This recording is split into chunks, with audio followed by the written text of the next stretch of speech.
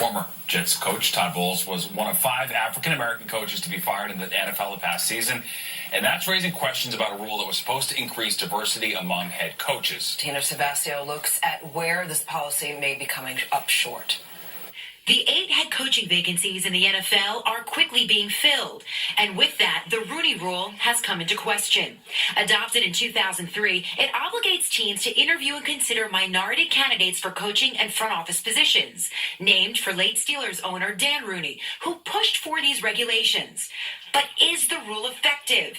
Because 5 of those fired head coaches were black, and so far, not one minority has been hired, leaving just 2 African-American head coaches in a league of 32 teams with approximately 70% of its players being black. My experience with the Rooney Rule may be different than another agent who represents a minority coach. John Thornton, an NFL agent with the Rock Nation Agency, represents Hugh Jackson, who was fired from the Cleveland Browns earlier in the season.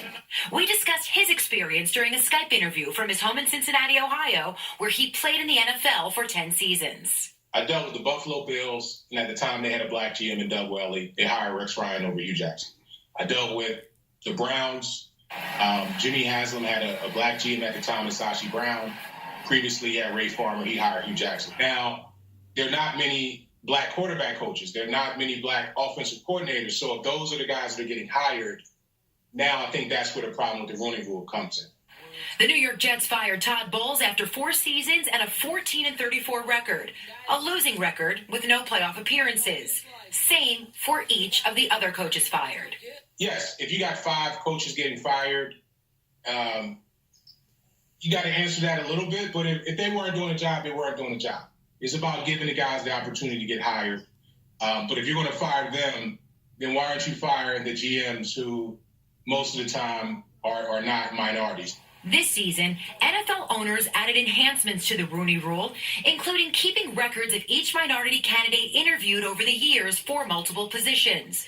But some believe there are teams that still just give lip service to black or minority candidates, interviewing to abide by the rule, but not considering the candidate to actually hire him. There are owners out there that want to give the best guy the job. And if the people are there and say, hey, we're not going to hire a minority, they know in their heart they're not going to do. I think that's really the problem that you would have. So the league has to understand that, and the owners, when they're in their meetings, and Roger Goodell, they have to really push it on the owners that say, hey, let's make this thing for real, and if we're going to have an interview process, come into it with an open mind. The Jets did interview 3 minority coaches, but today introduced 40-year-old Adam Gase as the 19th head coach in franchise history. To fill the head coaching vacancy in Miami, the Dolphins are expected to hire New England Patriots defensive coordinator Brian Flores, an African-American, and a good example that the effectiveness of the Rooney Rule is predicated on a pipeline of qualified assistant coaches, specifically coordinators, who are often then hired as a head coach. At the Jets training facility in Florham Park, New Jersey, Tina Savastio, Fox 5 News.